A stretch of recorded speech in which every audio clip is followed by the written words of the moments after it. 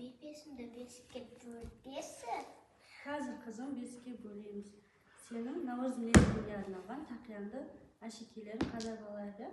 Senin Navruz mevsimine arналған taqya. Bunu kız balalar giyedi. Osunda acıma aşikilerмен bezendirip sende görünüm için tigemiz. Hazır tigib alayıq. Anası ne? Kızım bu savkeler.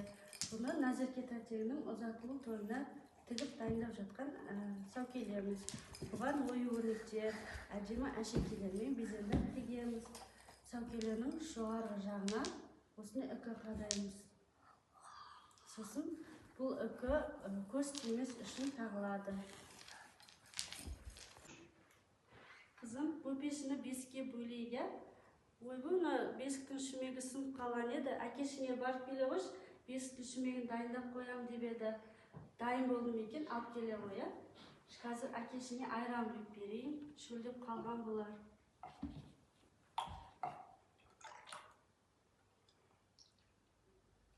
Шүмекті алып келе қоя.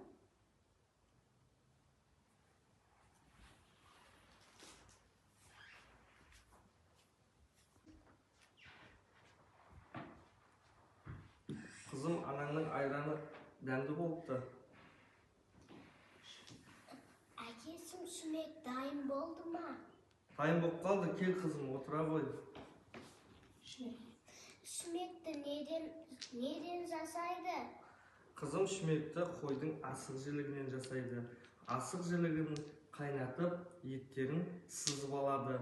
Одан кейін асығын алып, ініңе бере қойып,інің ойнасын.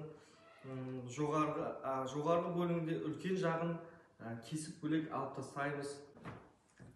Қызым, асық жіліктің кішкентай бөлігін жоғарысынан осындай тесеміз. Ішін жаңағыдай үңгіп тесігін үлгейтеміз. Одан кейін егеу алып, жан-жағын егеумен егейміз. Себебі кішкентай нәрестенің баланың денесін қажамас үшін. Мінекей қызым, өпешіңнің шүмегі дайын болыпты.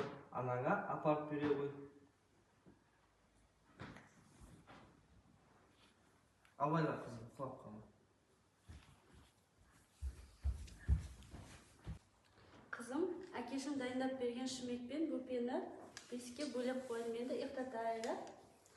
Әлди, ақ бөпем, ақ бесікке жат бөпем, тербетейін жата ғой, тәтті ұйқыға бата ғой. Әлди, ау, әлди, ау. Қызым, сен бөпені ұйықтатай бер, мен үй шаруасын істеп келейін. Кел, мына жерге отыра ғой, бөпені ұйықтата ғой.